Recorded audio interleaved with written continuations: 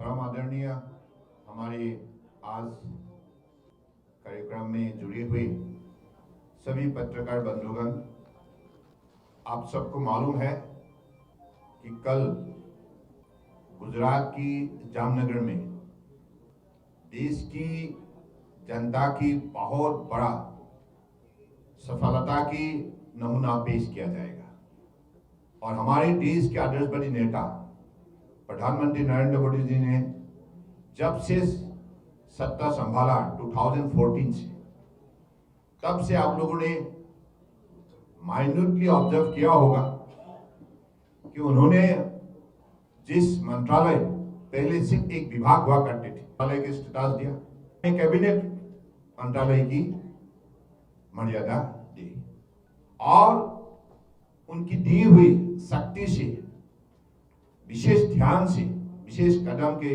वजह से आज देश की जनताओं ने हमारी परंपरागत चिकित्सा पद्धति को आगे बढ़ाने में, विश्व भर में अपनी पहचान बनाने में विशेष सफलता प्राप्त की। इसके लिए जितना भी धन्यवाद माननीय प्रधानमंत्री जी को दो, कम पड़ेंगे, क्योंकि कम समय के अंदर, सिर्फ 7 साल के अंदर आज आयुष ने दुनिया की मानव समाज के दिल जीतने में सफलता प्राप्त की है, जिसके वजह से WHO ने यह निर्णय किया कि दुनिया में जितना भी देश है जो ट्रेडिशनल सिस्टम से जुड़े हुए हैं, देश को इंटीग्रेट करने के लिए, हर देश को, विश्व को दिशा देने के लिए और रेगुलेशन हो, कोऑर्डिनेशन हो, स्टडी हो, रिसर्च हो, इन चीजों को बढ़ावा देने के लिए आज हिंदुस्तान की जामनगर में WHO की केंद्र बन रहा है और कल इसी बड़े मेमोरेबल मोमेंट की ग्राउंड ब्रेकिंग सेरेमनी को सफल किया जाएगा। हम चाहते हैं कि देश की जनता इस विषय पर बड़े निष्ठापूर्वक जुड़े और विशेष रूप से गुजरात की जनता घर घर में जश्न मनाए। ये कोई मामूली सफलता नहीं है।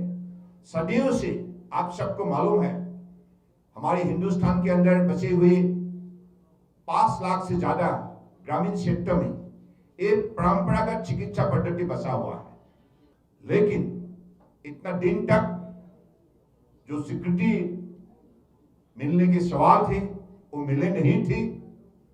2014 तक तो उसका ध्यान थे ही नहीं, लेकिन जब से मोदी जी ने सत्ता संभाला तब से आज विज्ञान, प्रयुक्ति, इनोवेशन, स्टार्टअप, सारी आधुनिक शक्ति को द्वारा आज विश्व के मानव समाज ने हमारी आयुष सिस्टम से उत्पादित प्रोडक्ट को स्वीकार किया, जिसके वजह से आयुष इंडस्ट्री दुनिया की अलग अलग इंडस्ट्री के बीच में अलग छवि बनाने में सफलता प्राप्त की, जिसकी वजह से आज 18.2 बिलियन डॉलर की आज आयुष इंडस्ट्री मार्केट बनाने में सफलता प्राप्त की। 2014 में सिर्फ 3 बिलियन के थे, आज 3 बिलियन से मोदी जी के कार्यकाल में 18.2 बिलियन तक, इतना तक सफलता प्राप्त करने में आज विशेष रूप से आयुष इंडस्ट्री कदम रखने में आज आगे बढ़ चुकी है।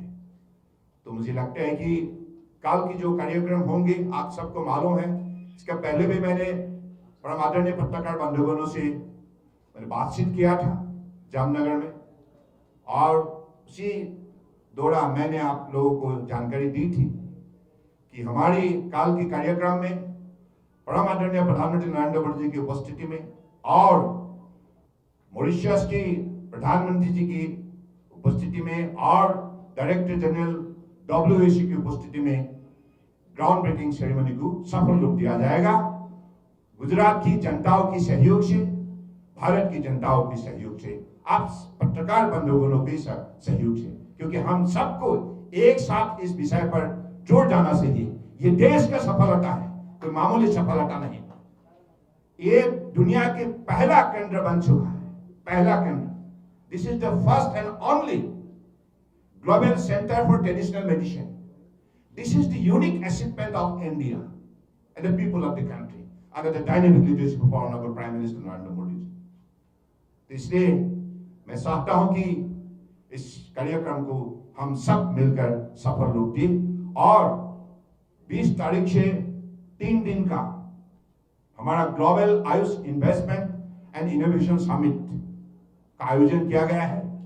इसी ओपनिंग जो सेरेमनी होंगे, इनॉग्रेशन सेरेमनी होंगे, वहां भी हमारे परम आदरणीय प्रधानमंत्री नरेंद्र मोदी जी रहेंगे और साथ में मॉरिशस की माननीय प्रधानमंत्री जी रहेंगे और WHO की हमारे माननीय डायरेक्टर जनरल साहब भी रहेंगे। सो सबके उपस्थिति में और आयुष इंडस्ट्री जगत में जो भी बसे हुए बड़े बड़े जो भी इंडस्ट्रियलिस्ट और स्टार्टअप इनोवेशन में जुड़े हुए हमारे अलग अलग संस्था और researchers, expert, all other stakeholders will take part, and also some of the honorable Indian minister is also going to take part in this 3 days summit, and I am confident that this is a summit which will open up the new kind of vision for the Ayush industry, and also this should be a golden opportunity for our young people, youth who are involved in the startup and incubation. I believe this particular opportunity should be well explored by the quality of our youth and also their intelligence, wisdom, skill, innovation will definitely going to take a very, very important role in the near future to come. So in this 3 days summit also, I invite all of you, I invite all the people of the country so that this particular industry not only mean for income generation, but this industry's growth means preservation of human health in the globe. Preservation of human health in the globe and prevention of diseases. So these are the noble endeavor we are going to take through this industry. And this summit will definitely pave a new way to reach to this destination of human, particularly noble vision and mission. And with these few words, I believe my journalist friends is definitely waiting to raise their question. And I invite your question. And before going to that extent, I request our Honorable Minister of State for Ayush and also Women and Child Development, Government of India. And he himself is a renowned doctor. You all know he's from Gujarat, Dr. Mahendra Manjuparaji. So he's known as a 2 rupiah doctor, very renowned. So it's very popularly known that ये centre 2026 तक complete हो जाएगा। 24 it will be completed by 2024। Centre काम शुरू हो जाएगा, इसमें से इंटरिम ऑफिस यहाँ से शुरू हो जाएगा, अभी से शुरू हो जाएगा। From this year it start functioning. Major activity होगी दुनिया में जितना भी हमारे देश है, 170 देश में जो ट्रेडिशनल सिस्टम की मेडिसिन का जो प्रैक्टिसेस है, इन चीजों को अध्ययन करना, रिसर्च करना और इनकी जो वैज्ञानिक जो फाइंडिंग्स, एविडेंस डेवलप करके दुनिया की मानव समाज के लिए उनको उपयोगी करना, तो यही लक्ष्य है। तो इसलिए इस विषय पर हिंदुस्तान को नेतृत्व देने होंगे, क्योंकि हमारा बीच में जो शक्ति बसा हुआ है, इस शक्ति को मान्यता देते हुए WHO ने पहला केंद्र हिंदुस्तान में प्रतिष्ठा किया। देखिए, आयुर्वेदा हो, यूनानी हो, सिद्धा हो, सोहारिप्पा हो, योगा हो, नेचुरोपैथी हो या होम्योपैथी हो, ये जो सारे सिस्टम जो बसा हुआ है, और इसी सारे व्यवस्था को आगे बढ़ाने के लिए, इसको दुनिया के साथ इंटीग्रेट करने के लिए, और हम लोगों ने कोविड-19 पैंडेमिक के समय पे जो सर्विस हम दुनिया को दी है, जिसकी वजह से आज आयुष पर लोगों का विश्वास बढ़ चुका है। तो इसलिए through performance we have earned the credibility, this particular ministry, the government of India, and that too is possible only because of under the dynamic leadership of Honorable Prime Minister Narendra Modi ji. क्योंकि 2014 से अगर 2022 तक आप देखें, budget 6 गुना बढ़ा दिया है, यानी कि इतना बढ़ोतरी दिया गया है ताकि हम रिसर्च, हम अध्ययन करें, हम रिसर्च करें और हम फैकल्टियों को सही उसकी सुविधा उपलब्ध करें। सारी चीजों को आगे बढ़ाने का काम माननीय प्रधानमंत्री जी ने की है। देखिए, नेशनल मेडिसिनल प्लांट बोर्ड जो है, इसके जरिए इन विषयों को आगे बढ़ाया जाता है। और अब हम दोनों मंत्रालय, ministry of agriculture, ministry of Ayush, दोनों मिलकर हम इस विषय को आगे बढ़ाने के लिए और भी कदम उठाने जा रहा है। देश में किसानों को, नई पीढ़ियों को, इनके जरिए उनकी उपार्जन बढ़े और साथ साथ में पर्यावरण जो है, क्लाइमेट को विशेष रूप से ध्यान देते हुए हमारे इकोलॉजी और एनवायरनमेंट सही सुरक्षित रहे, क्योंकि प्रकृतियों का बिना कोई प्राणी नहीं जी सकती। इसलिए प्रकृतियों को सुरक्षित करना, प्रिजर्व करना, इनके जरिए हम आगे बढ़ने के लिए प्रतिबद्ध है। यहाँ जो नेशनल स्पेशलिटी जो इंस्टीट्यूट है टीचिंग एंड रिसर्च जामनगर में, तो इसलिए उनकी जितना भी सर्विसेज कंट्रीब्यूशन है देश के लिए, उसको देखते हुए इन चीजों को हम लोगों ने मान्यता दी है। Only one centre of this kind in the country. आप लोगों को एक बात मैंने बोलना भूल गया, क्योंकि आज जो जमीन हमें फ्री ऑफ कॉस्ट में जो मिले है, इसके लिए मैं गुजरात सरकार की माननीय मुख्यमंत्री पटेल साहब को विशेष रूप से धन्यवाद देना चाहता हूँ, और अग्रवाल जी यहाँ है, उनकी सचिव, क्योंकि गुजरात सरकार ने जो उन्होंने उनकी जो मतलब दायित्व बहुत निष्ठापूर्वक पालन किया है, और उनकी दी हुई सहयोग से आज ये संभव हुआ है। इसके लिए मैं फिर से गुजरात प्रदेश सरकार को विशेष रूप से धन्यवाद देता हूँ। एक बात मैं आप लोगों का ध्यान में रखना चाहता हूँ। देखिए, अब दोनों सिस्टम एक साथ काम करने के लिए हम लोगों ने निर्णय ले चुके हैं। Traditional system and modern system एक साथ, माननीय प्रधानमंत्री जी ने दोनों मंत्रालय को एक साथ मिलकर देश के जनता को सेवा देने के लिए उन्होंने निर्देश जारी की है।